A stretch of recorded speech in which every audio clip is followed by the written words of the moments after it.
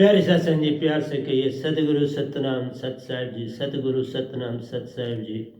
बोल सतगुरुदेव महाराज की जय, सतगुरुदेव महाराज की जय, सतगुरुदेव महाराज की जय। आज के सत्संग के आनंद की जय, आज के सत्संग के आनंद की जय, आज के सत्संग के आनंद की जय। So I request all the Hansas of these three loks, Paramahansa of Satlok and Satpuruji of Satlok, to please convey the message to the general masses for their uplift. So I bow my head before Satpuruji for his benediction, love and grace, and it is he who is going to give you something for your awakening, to make you realize where you are moving in this cosmos. So today is 19/1/2021, and so I am here to convey the message of Satpurush to you all, and rather he himself will speak out through the mouth of this Venam Gadavai donkey. So the topic of the day is to how to attain consciousness. How to attain consciousness is the topic of the day, and this is very important, and I too will make the use of both the languages, that is Hindi as well as English. So please pay attention towards yourself. Previously also I had talked about this, that when happiness calls out, don't run out, as it is a signal of unhappiness. Any signal of happiness is not a signal of happiness, but it is a signal of unhappiness or sadness. Making happiness as your goal, you have suffered a lot, because it is just mirage effect to delude you, to put you at dilemma, both after birth but couldn't attain it. You suffered a lot. You attained so many births and deaths on this planet, but couldn't attain it. You couldn't attain happiness. You were busy in search of happiness, but when you picked up anything, it was included with sadness, it was included with your bad days. So, pure happiness cannot be attained, it is a temporary phase. That is for a second you have that, and for the rest of the period, that is sadness, this suffering, worries are always around you. As your goal, that is take both with open hands. Then don't make a distinction between happiness and sadness. Pick up both if you can. And that is very difficult to pick up both at a time. Don't accept one and reject other. This is the dilemma. We always reject sadness, but it does come. How long you can run away from worries, woes, and sadness? You have to take both with open hands. Don't accept one and reject other. So, peace is a state of non-excitement. First of all, without running for happiness and sadness, try to attain peace. And peace can't be attained without alive holiness, without this bodiless world. without this soundless sound word, because without providing a diet to mind, how can you attain peace? He has to take his diet first. Tip is needed. A gatekeeper do requires a tip from you to serve you in a nice way. So, his tip of mind is alive holy name of Satpurush. I say time and again, you may follow or you may not follow, you may accept or you may not accept, but I have to tell the truth. I am following the same and I am here before you. So peace is a state of non-excitement. You should not get excited in any way. Excitement comes when you run after happiness. When you gain something, that is an excitement. When you have some profit, that is an excitement. So don't run after excitement. And accept happiness and sadness. They are the state of excitement. Happiness and sadness are state of excitement. Don't get excited. And this is not possible without bodiless, soundless, Aka word, soundless sound word from Satpurush himself. That word is Satpurush himself. What is food? Food is energy and energy is mind. Food is mind and Maya itself. That gives you excitement. Whatsoever you take, energy. Energy is mind. Energy is Maya. So you have to be very vigilant. तो मैं प्यारी सत्संग जी आपको ये कहना चाहता हूं, अपनी सुरती की आंखें खोलो, क्योंकि खुशी को आप अपने गम से जुदा कर नहीं सकते, चाहे कितना जोर लगाओ। एक सिक्के के दो हिस्सों को आप जितना मर्जी छोटे से छोटा करते जाओ, उसका हेड एंड टेल साथ रहे। हेड एंड टेल के बिना कोई चीज आपको नहीं मिलेगी। इसलिए सुख और दुख एक ही चीज के नाम है। सो जब खुशी तुम्हें पुकार करती है, उसकी ओर मत दौड़ो, ये मैंने बोला है। वो तुम्हारे लिए एक संदेश है कि बाबा दुख तुम्हारे साथ आ रहा है, परेशानी तुम्हारे साथ आ रही है। इसलिए मैंने कहा था, जब भी आप पिकनिकों में इन दूसरी तीसरी चीज़ों में निकलते हो, बड़ी बाधाएं बनती हैं, बड़े दुख सहने पड़ते हैं और कई बार जीवन से भी हाथ धोना पड़ता है, क्योंकि वो अननोन चीज़ होती है। अननोन जगहों पर कई घटनाएं घट जाती हैं। इसलिए मेरी प्यारी सत्संग जी, सुख दुख एक समान जानिए, ताई से होता काम। सुख को हम पकड़ते हैं, दुख भी जानो साथ, दोनों को एक भाव से पकड़ लो, सब कुछ तेरे पास, तब शांति अपने आप आ जाएगी। दोनों को पकड़ लो तो शांति है, पर दोनों को तुम पकड़ नहीं सकते जब तक ये वैनाम दात तुम्हारे पास नहीं हो।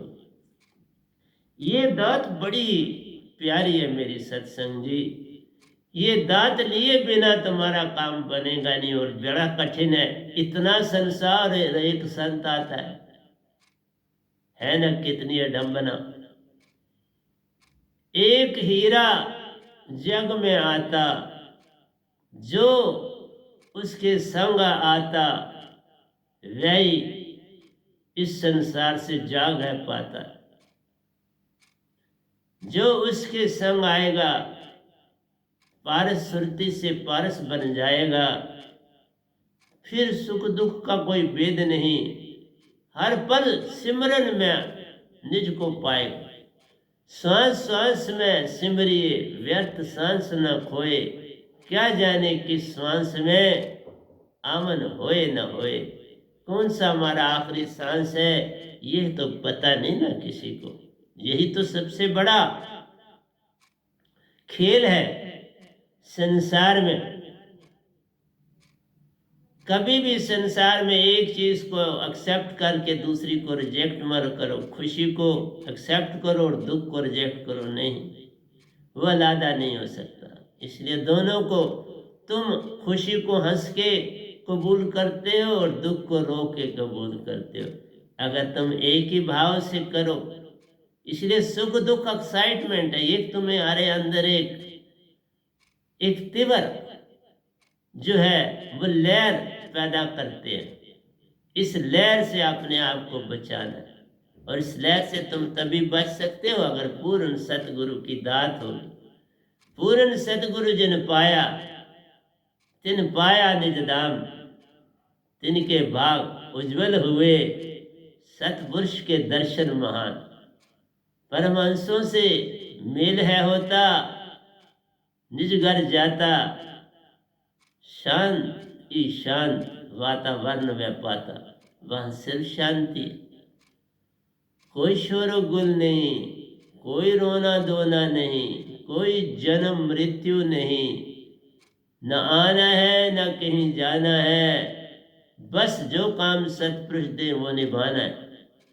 जिस लोक लोकांतर में भेजे तैयार रहना है। इसलिए कहा जाग के जाओ न संसार से, तो वो ड्यूटी देंगे। तुम इसी तरह जाके तो क्या करोगे वहां पर। तो आज का मेरा जो सत्संग है वो बड़ा अनूठा है प्यारी सत्संग जी। बस आपको देने के लिए वो सब चेष्टाएं कर रहे। और प्यारी सत्संग जी, आज के सत्संग मेरे 480 पहुंच जाएंगे, और फिर मैं 20 सत्संग और करूँगा। फिर शायद हफ्ते में एक सत्संग आपको दूंगा, क्योंकि बहुत दे दिया। जरा उसके अंदर अपने अंदर झांको, गोटा नहीं मारना, अपनी खामियां ढूंढनी है। प्रवचनों का मतलब होता है अपनी खामियों को जानना, और खामियां तुम दूर नहीं कर सकते, नहीं, शब्द में जाना, श्रुति को जगाना, हर पल सतगुरु की सुरती अपने अंदर बसाना।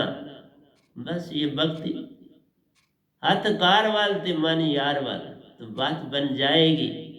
इसलिए प्यारे सत्संग जी, समझाना मेरा काम है, चलना तो आपका काम है ना, मैं थोड़ा कुछ कर सकता।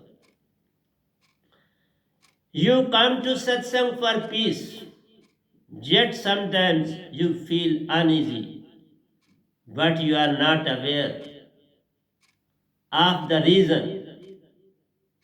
You feel uneasy, but you are not aware of for what I am uneasy in the satsang.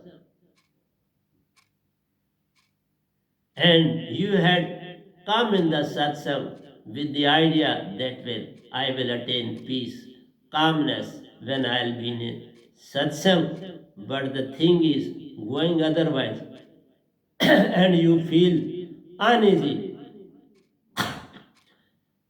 But you are not aware of the reason why I am uneasy. That is not known to you.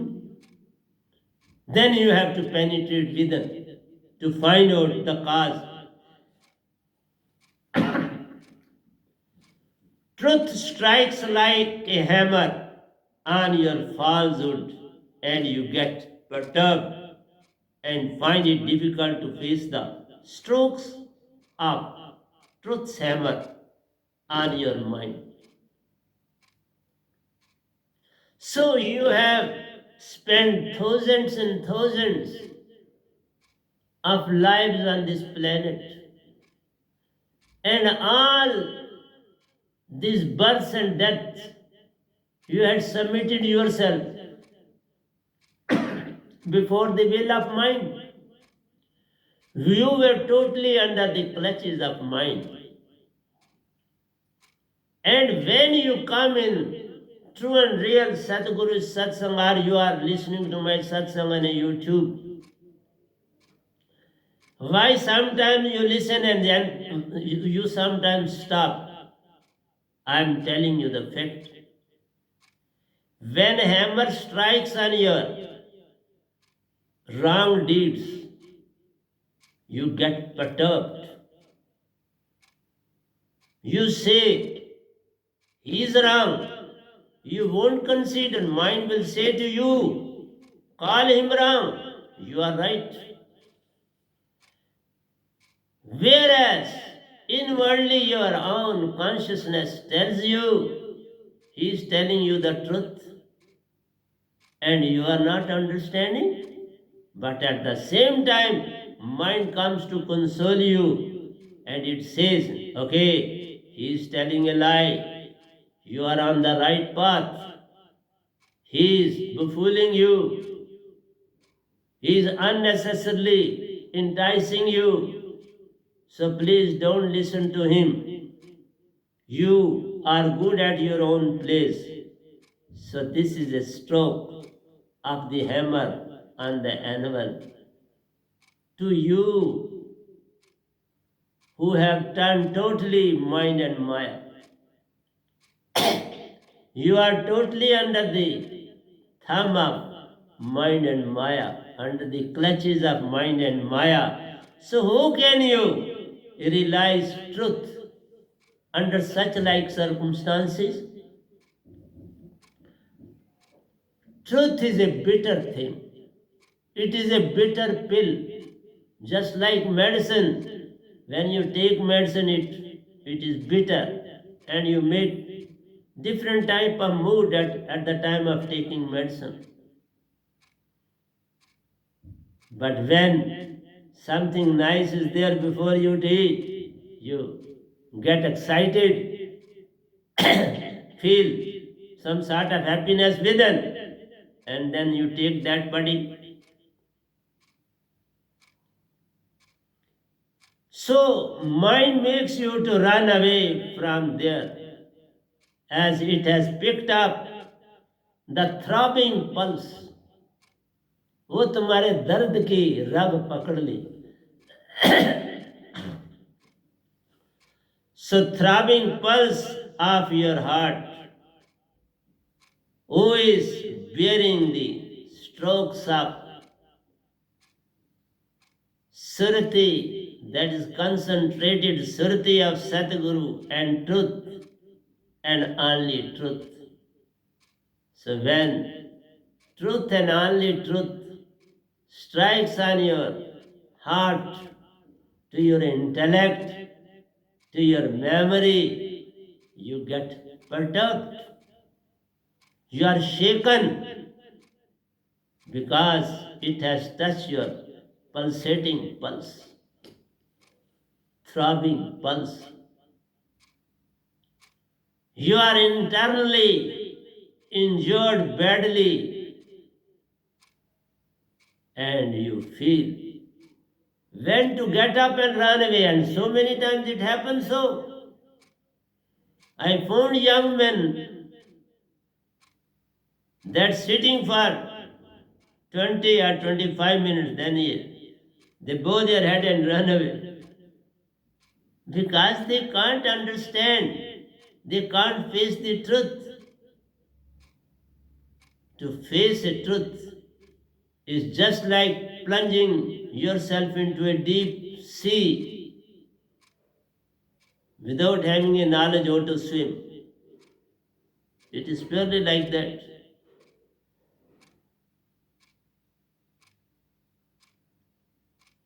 You are bearing the stroke of Surti as truth, and any and only truth and only truth. No falsehood, no enticement, no selfish motive, purely for you. True sons come for the sake of the masses. They have no personal interest or personal gain. They are purely meant for the upliftment of the surati of yours. So you have forgotten your own true self. You are surati. You are not mind and maya. You have to provide diet to mind and maya that they should get peace. They are not allowing you to have peace within you. So satsang brings awareness which breaks the false image of mind and maya.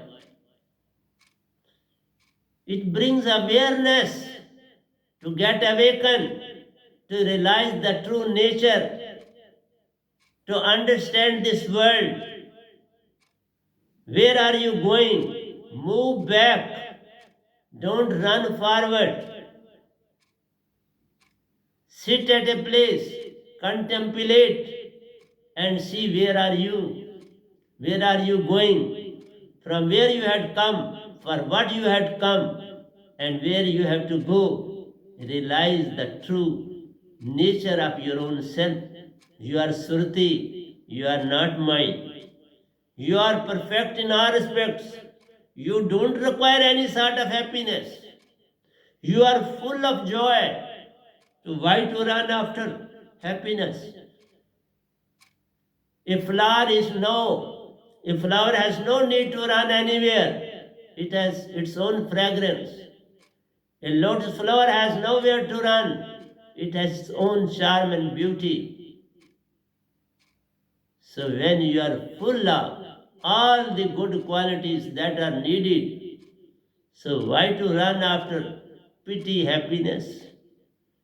You yourself is pure surti, full of love, full of joy, full of truth. And when your mind is gone, you attain peace. Because when he attains peace, you attain peace.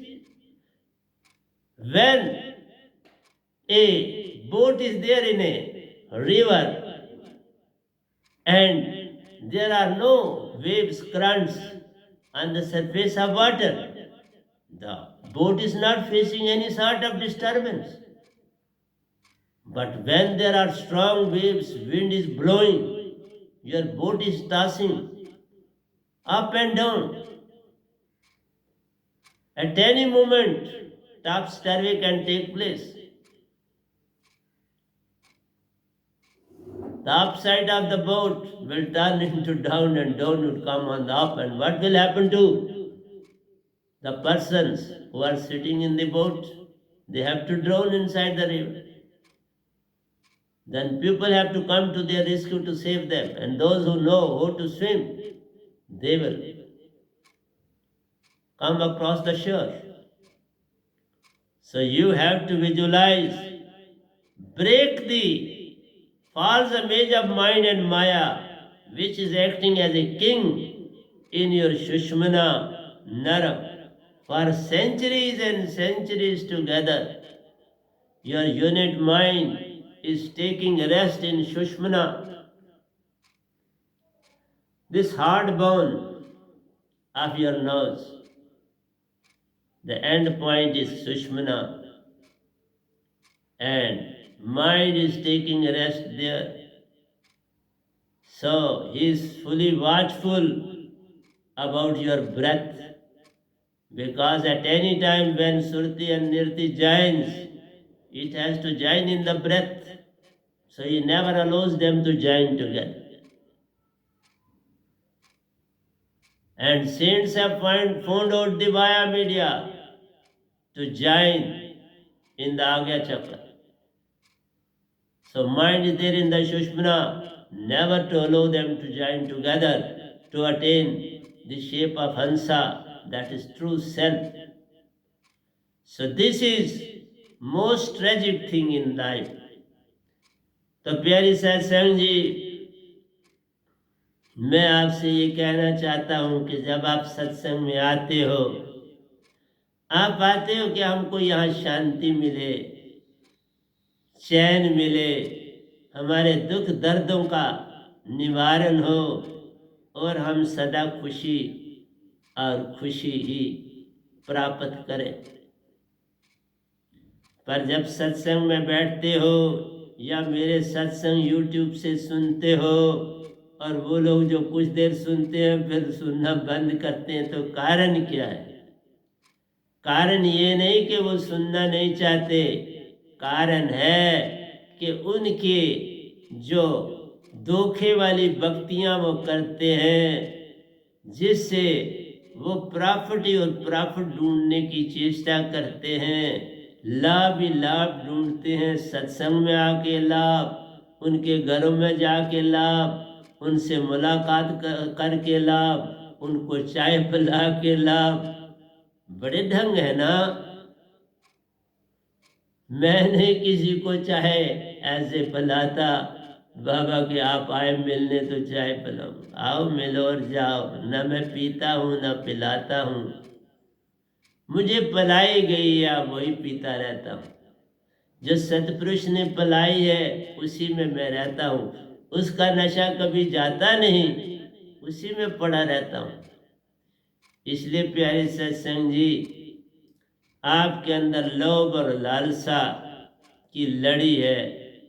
आप ढूंढते थे कि आए सत्संग में कोई शांति हासिल करे, तो यहाँ तो इसने दुखती रग पकड़ ली।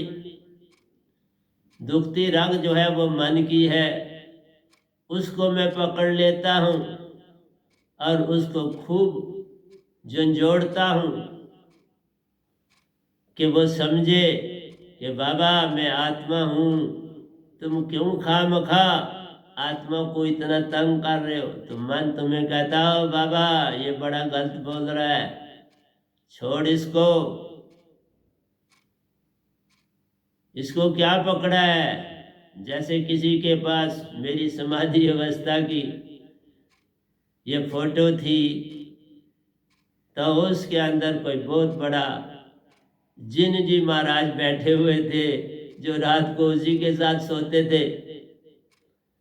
जो ही वो रात को पहुंचे तो उन्होंने दरवाजे में ही पता चला कि अंदर भाई कोई चीज बड़ी सख्त बैठा है। तो उसने उसको कहा, ओ बाबा ये क्या अंदर रखा हुआ है तुमने, इसको बाहर निकालो तो मैं अंदर आऊं। तो देखो कितना आदमी बुद्धू होता है, जिसको निकालना चाहिए था उसे नहीं निकाला, उसे जिसको मैंने निकाल ही दिया था उसने मेरा फोटो उठा के बाहर रख दिया, तो वो अंदर आ गए। फिर वो कभी वो लेडीज संग में नहीं आए। तुम लोग जागना कहाँ चाहते हो? प्रेतों में ही, क्योंकि प्रेत ही तुम्हारे साथ रहते हैं। 10-10 प्रेत हैं तुम्हारे साथ और तुम्हें पता नहीं, इसीलिए तुम बड़ी रोटी खाते हो। ये निशानी है, क्योंकि वो आपके साथ खाते हैं, आपके साथ सोते हैं, उनको भी सर्दी गर्मी लगती, वो भी आपके साथ आके पंखे में गर्मी होती है तो पंखे में आपके अंदर बैठ के सोते हैं। तुम्हें नहीं पता। मैं बहुत कम रोटी खाता हूँ मेरे पास कोई नहीं ऐसा प्रेत प्रात जो मेरे साथ रोटी खा सके, क्योंकि मैंने माइंड को ही बाहर निकाल दिया, तो वो कहाँ से आएगा? जब माइंड आपके संग है तो वो भी आएगा। इसलिए सत्संग में तुम्हारी दुखती रग पर जब सतगुरु हाथ रखता है, तुम्हें पता चलता है मैं तो यहाँ आया था बड़े लाभ लेने के लिए, मैं यहाँ आया था अपनी बीमारियाँ ठीक करने के लिए, मैं यहाँ आया था अपना बिजनेस चमकाने के लिए। ये बड़ा खराब आदमी है। और तुम दूसरे ढंग ढूंढते हो, फिर सत्संग वालों को अपने उनसे दोस्तियां करने की चेष्टा करते हो, उनको चाय चाय भी पिलाते हो, उनको उनको शो करते हो मैं बड़ा अच्छा हूँ, तो उससे अपना बिजनेस चमकाते हो। वो खुश होते हैं, बाबा ये सतगुरु ने कोई तो मैंने नहीं पूछा, पर ये हमको फटाफट कहता हो हमारे घर चाय पियो। स्वामी देख लेते हैं ना, फिर स्वामी को पहले टिप देना चाहिए, टिप दे देते हैं और फिर टिप देने के बाद फिर उसको अपना गाहक बना लेते हैं। और वही हथौड़ों की चोटें मैं मारता हूँ, कैसे बर्दाश्त करें? बड़ा कठिन होता है ना ये बर्दाश्त करना। और फिर किसी को ये भी नहीं बताते कि मैं भाई फलाने सतगुरु का शिष्य हूँ, क्योंकि वो बताने से उनका राज खुल जाता है, फिर उनको सेटिस्फाई करना पड़ता है। इसलिए प्यारी सत्संग जी, वो धोखा देने के लिए ही सत्संगों में आते हैं। अपने आप को या तो वहां पर नेतागिरी करना, और नेतागिरी तभी चाहिए होती है जब आपको कोई बिजनेस वगैरह अपना चमकाना। इसलिए प्यारी सत्संग जी, उनके फोन नंबर शंबर इकट्ठे करने, फिर उनके घरों में धुमक जाना है, अपने बिजनेस के लिए अपने आप को बड़े प्यार से बातें करनी। वो सतगुरु को नहीं छोड़ते हैं बिजनेस के लिए। तुम क्या चीज हो? तुम तो कुछ हो नहीं। वो सतगुरु को भी अपने चुंगल में डालने की पूरी कोशिश करते हैं, क्योंकि उनका काम कोई दीक्षा से लेना देना नहीं होता। उनका काम तो होता है बाबा इससे हम कैसे कमाई करें। वो सतगुरु से भी कमाई करना चाहते हैं, तुम्हारी संगत की तो बात ही नहीं है। इसलिए प्यारे सत्संग जी, ये हथौड़े की चोट जब लगती है तो फिर, और ये सच की चोट होती है। मैंने बोला था किसी को कि आज जो मेरा सत्संग होगा वो बड़े हथौड़ों की चोटें होगा। तो प्यारे सत्संग जी, मैं इसीलिए किसी की दुखी भी नहीं लेता हूँ, न ली न लेता हूं न लूंगा। तुम सर्दी गर्मी से डरते हो, 5 बजे से काम करता हुआ आपके पास सत्संग करने आ गया, झाड़ू पोछे सब कुछ खत्म करके घुर के तो आपके पास बैठता हूं। तो प्यारे सत्संग जी, यही कहता है, ये जो झूठा मन का चक्कर है, इससे बचने का रास्ता कोई नहीं है। तुम लाख यत्न करो सतगुरु को बुद्धू बनाने का।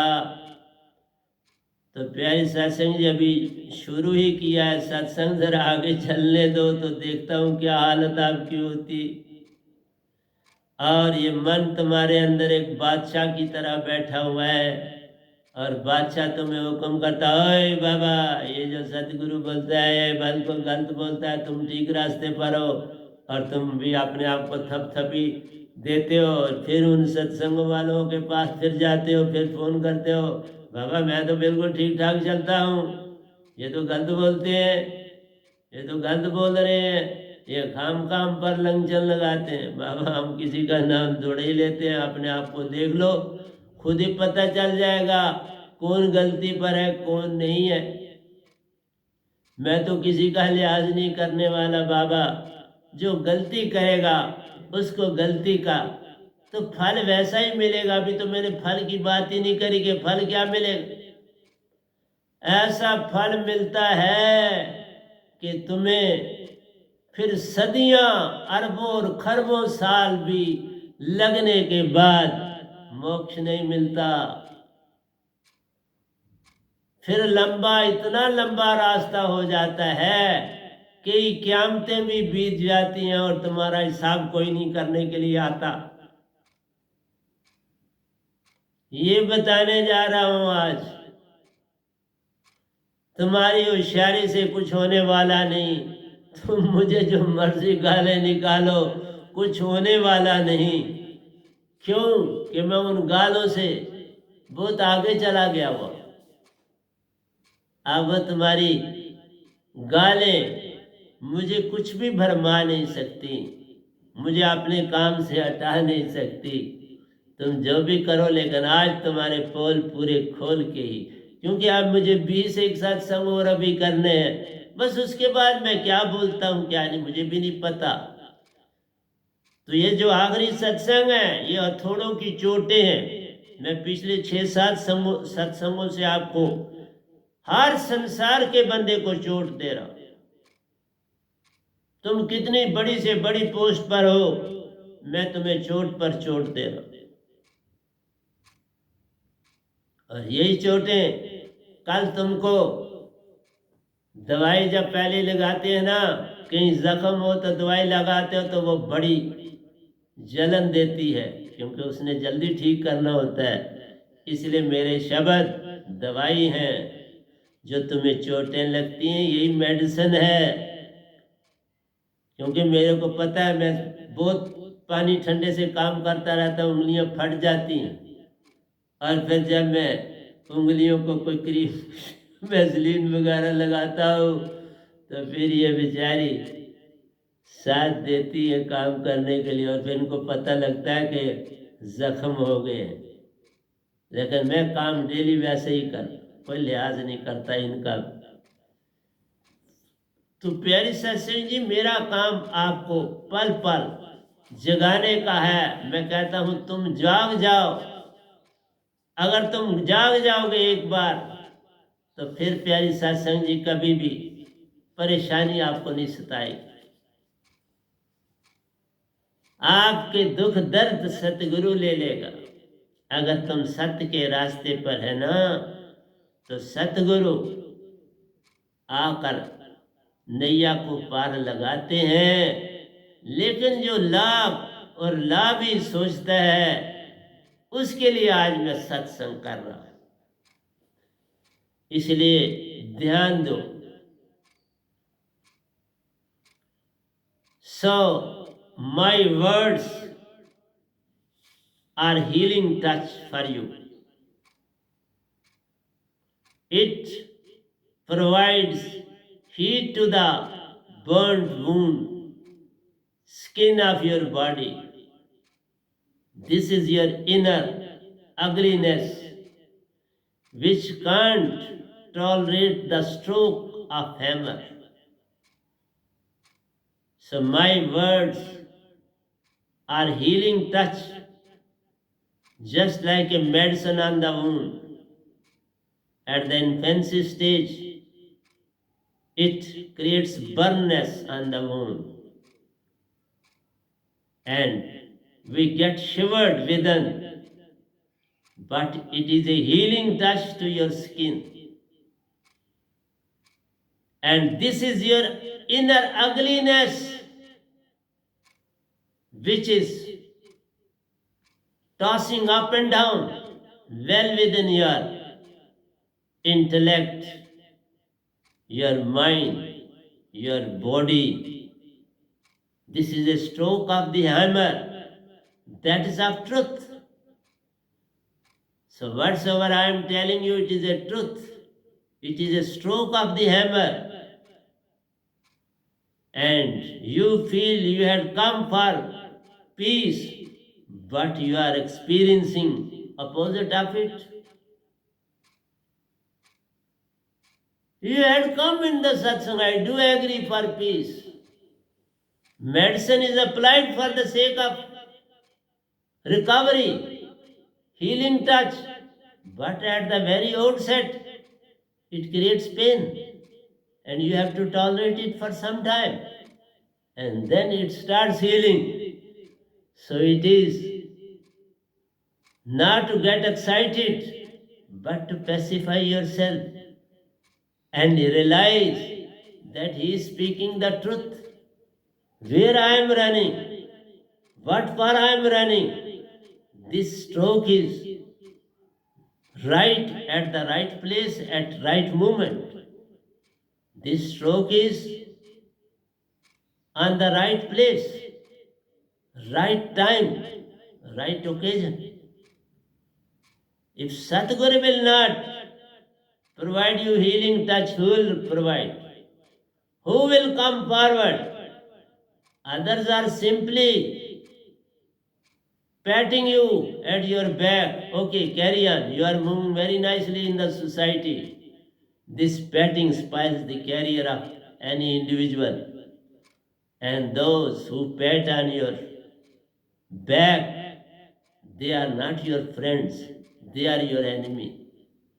They are not your friends. They are your foes. So be careful from them. So you feel as if lion is standing before me to punish me for my wrong deeds performed by me for centuries together. This is not you are performing these activities in this birth. You have performed in your so many births such like activities and you are continuing the same.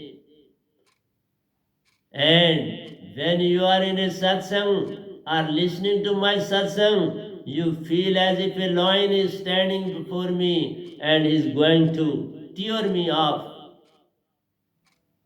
turn me into pieces within no time and eat me up. This is what the injured lion does with the hunter.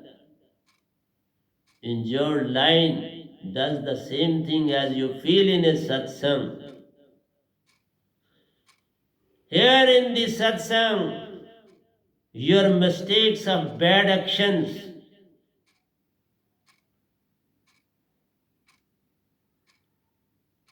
are off, are exposed, are put before you as a strip in a film. Just like a strips move before you of any film, in the same way, the strip of your deeds move before your inner eyes. But you also try to become like a lion, like a wounded lion, to tear me off at any moment. This is the tragedy of the time. So, when such things are going on, how can we attain peace, truth, love, and joy? You come in the satsang that within minutes I'll attain all these things. But you find that He is providing us not healing touch, but injury to the injury. He is adding salt to injury. Because when there is injury, you put salt, it disturbs a lot. It doesn't provide any relief, but it injures a lot. It adds your injury. It adds to your woe. So same is the case when Satguru put forth before you your true self. You feel as if you are losing something very precious in your life. You don't realize that He is telling us the facts, the reality of our life. You forget at the same moment that such thing is happening with us. You simply say He is telling a lie. He is not giving us the due. That is, we had come for peace, and He is not providing us any peace. On the contrary, is happening. We are getting strokes after strokes on our intellect, on our memory, on our ego. So inwardly your ego is excited. And who is exciting this ego? Your mind. Your mind is not interested to listen to sons, but inwardly he is getting the diet. This diet is not for you who is excited or get worried because you are perfect. Hansa, you know your Surti well within you understands. He is telling the truth. That's why you get disturbed.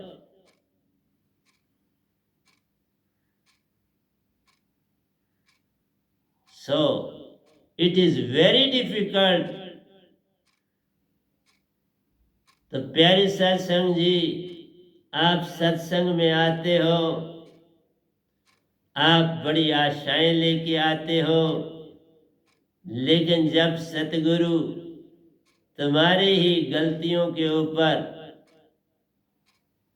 बोलते हैं, क्योंकि ये गलतियां सारा समाज कर रहा है, एक नहीं कर रहा, एक नहीं भूला, दो नहीं भूले, भूला फिर या कुल संसार। एक और बात सुनाओ, जो भी मेरा सत्संग सुनेगा ना, उसको लगेगा ये मुझे नहीं कहा, दूसरे को कहा। ये भी एक बड़ी विचित्र बात है। वो अपने आप को बचा लेगा कि ये सत्संग मुझ पर नहीं है, ये दूसरे पर है, और दूसरा भी ये समझेगा ये मुझ पर नहीं है, दूसरे पर है। वो भी समझेगा मुझ पर नहीं है, दूसरे को अपनी कन्नी कतराएंगे, सब के सब बरी हो जाए। इनवर्डली मन सबको बरी कर दे। मैंने कहा तू तो बड़ा अच्छा है, तू थोड़ा बुरा है, ये फलाने को कहा। जो फलाना है वो कहेगा वाह क्या बात है, आज कितना सुंदर सत्संग है, देखो मुझे कुछ नहीं कहा, मेरे पास तो सारे गुण है, ये फलाने को कहा। एंड में जीरो पर आ जाओगे, कोई भी अपनी गलती नहीं मानेगा, जीरो पर आ जाओगे तो मेरा प्रवचन वही जीरो का जीरो हो जाएगा ना। और मैं जीरो ही चाहता हूं, आप मुझे जीरो मार्क्स दे के किनारे कर दोगे। है? मैंने देखा एक कैंडिडेट मुझसे, वो 2-3 साल आगे पढ़ते थे, तो मैं अपनी क्लास से निकला तो वो पेपर बाहर दे रहे थे, तो मेरी निगाह उनके पेपर पर पड़ी, तो वो बड़ा सुंदर लिख रहे थे। तो जब पेपर खत्म हो गए तो मैं उनसे मिला, मैंने कहा आप तो बड़ा सुंदर लिखते हो। वो 8th में उस समय पढ़ते थे, तो मैं 6th में पढ़ता था। वो कुछ बोले नहीं, हंस के तो चले गए। जब वो उस पेपर का, मैं उस पेपर के बारे में बड़ा पर्टिकुलर था उनका, वो इंग्लिश का पेपर था।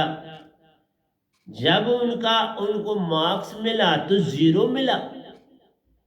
मैं फिर गया, उनका नाम भी मुझे याद है, चूनीलाल उनका नाम था, बड़े अच्छे बॉडी वाले थे।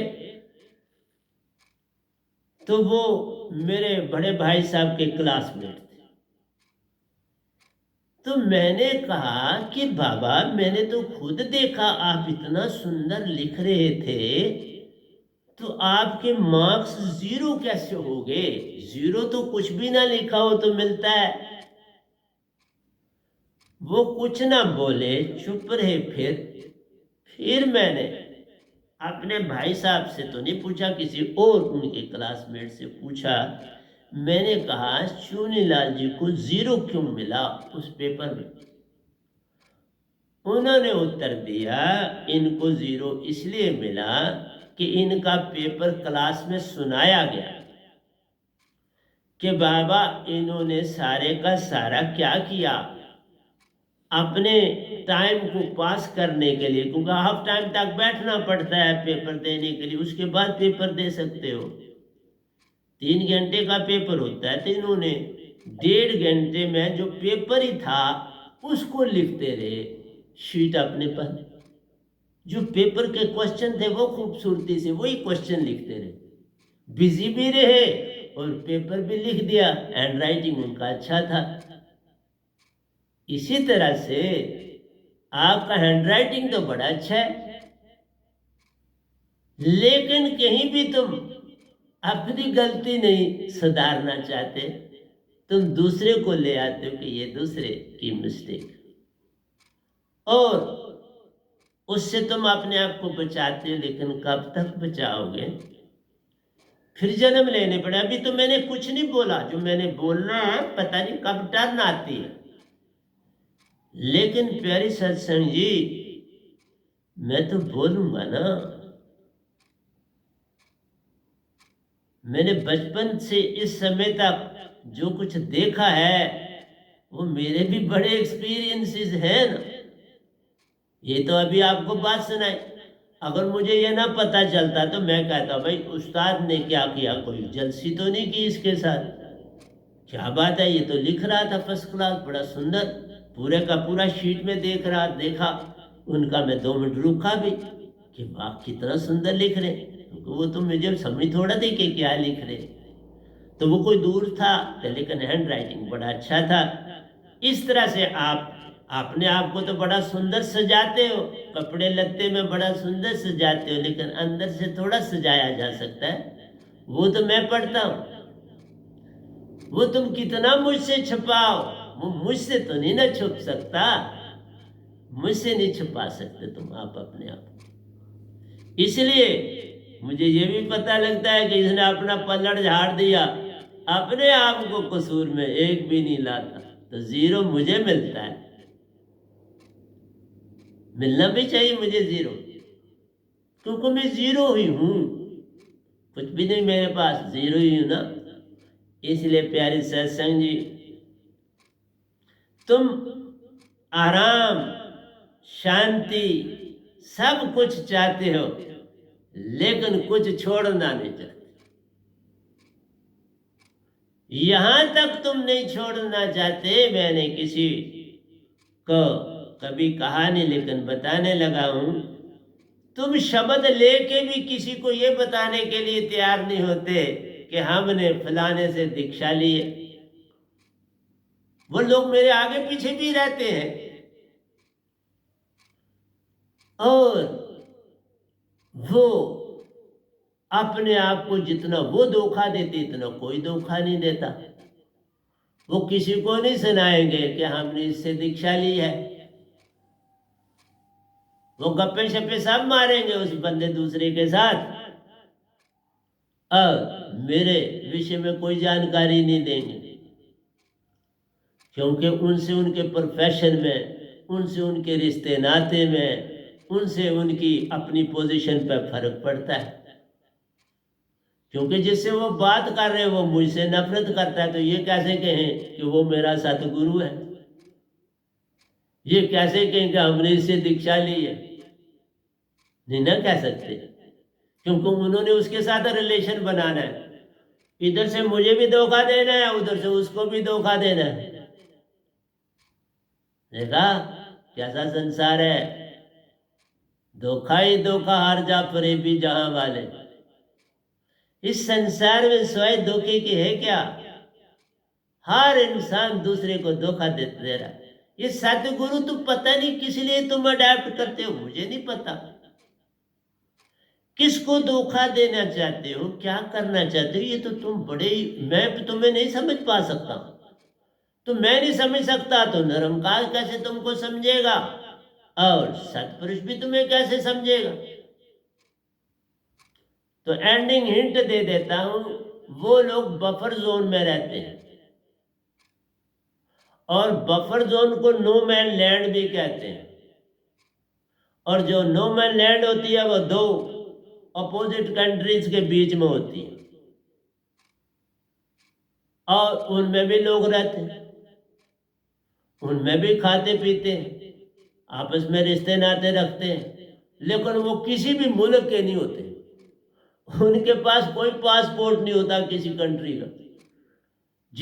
जब भी वो अपना बार्डर करेंगे उनको जेल मिल जाएगी, क्योंकि उनके पास कोई सबूत ही नहीं है कि इस देश के हम, तो उनको जेल में रहना पड़ता है, और उनकी सजा का कोई हिसाब ही नहीं होता, उम्र ही कैद होती है। आइए मैं तुम्हें हिंट दे देता हूं फाइनल, फिर मैं बोलता रहूं। इसी तरह से पूर्ण सतगुरु का जो हो जाता है, क्योंकि उसका संबंध निरंकार भगवान से भी है, सतपुरुष से भी। उन्होंने निरंकार भगवान को भी शांति की पुड़िया पलाई हुई है, वो शांत बैठा है मेरे अंदर, और इधर से मैं सतपुरुष के साथ हूं, उनका काम कर रहा हूं पूरी श्रद्धा से, अकेला, कोई डरता नहीं हूं किसी से, तो कर रहा हूं ना सत्संग प्रतिदिन। किसी बात का कोई डर नहीं, कोई मुझे अच्छा कहता है बुरा कहता है, मेरे को क्या कहता है क्या नहीं, मैं तो बोल रहा हूं ना। तुम साथ नहीं दे रहे क्योंकि तुम संसारी हो, ना तुम मेरे बने। सुन लो ध्यान से, अगर मेरा मैसेज आगे कहीं नहीं तुम करते, मेरे बारे में कोई बात नहीं करते, तो मेरे साथ कोई सरबंध सुरती का नहीं है ना।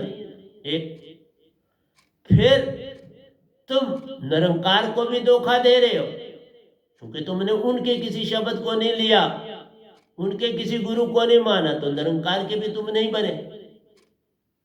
ना तुम मन के बने ना सतपुरुष के बने, तो फिर कौन सी जोन में रहते हो? इसी को बफर जोन कहते हैं, इसी को नो मैन्स लैंड कहते हैं। तुम वहां रहते हो। ना तुम्हें सतपुरुष अपना समझता है ना सतगुरु, ना तुम्हें संसार का गुरुआ तुम्हें समझता है अपना शिष्य, ना निरंकार। फिर बोलो तुमने कहां जाना है? ना तुम्हारा संबंध देवी देवताओं से जुड़ा, ना संबंध तुम्हारा 33 करोड़ देवताओं से, न तुम्हारे 5 तत्वों के देवताओं से, न तुम्हारा निरंकार से, न तुम्हारा आदि शक्ति से, और न ही सतगुरु से, न ही परमहंसों से, न ही सतपुरुष से। तो अब आप ही मुझे बता दो आपका ठिकाना कहां होगा? No man's land. तो नो मैन्स लैंड किसी भी देश का नहीं, फिर उसका हिसाब कौन करेगा? उसका ना निरंकार हिसाब करेगा कि तुम्हें किसी जगह भेज दे, कोई हिसाब ही नहीं कर सकता, क्योंकि तुम्हारा चित्त तुम्हारी सीधी मिक्सचर है। वो किधर ले जाए तुम्हारा चित्त? तो चित्त भी कोई नहीं तुम्हारा हिसाब देता, ना तुम्हारी सुरती को हिसाब देती है। तुम हंसा बन ही नहीं पाए, तो ना सुरती तुम्हारा साथ दे रही है, तुम ही अपना साथ नहीं दे रहे, तो फिर तुम्हारी बॉडी का क्या बनेगा? और तुम हंसा को कहाँ रखा जाए? इसलिए ऐसी आत्मा को ही जो है कोई ठिकाना नहीं मिलता, कोई ठोर और ठिकाना नहीं होता उसका, वो भटकता ही रहता है, सदा भटकता रहता, उसका कभी हिसाब ही नहीं होता। हर क़यामत में उसका हिसाब नहीं होता। इसलिए जिस तो तुम्हें मैंने पहले दे दिया उसका कोई हिसाब नहीं होता।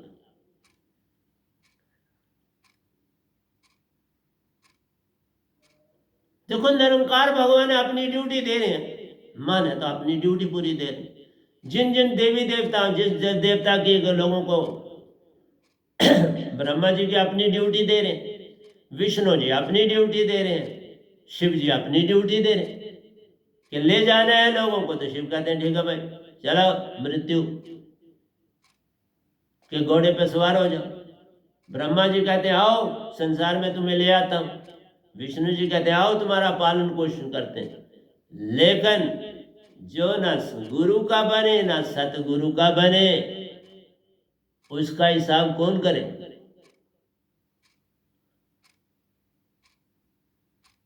जो तो बिल्कुल नास्तिक है उसका भी हिसाब है,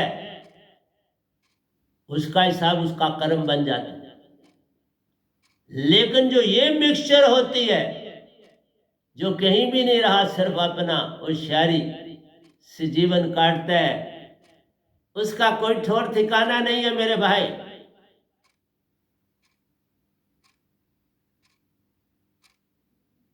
ये मसानों की दुनिया में चला जाता है।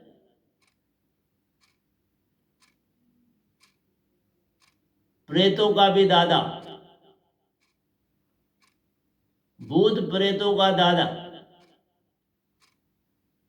मसान जोनी में चला जाता है, और इसका कभी हिसाब नहीं होता, कोई जन्म मरण इसका नहीं होता।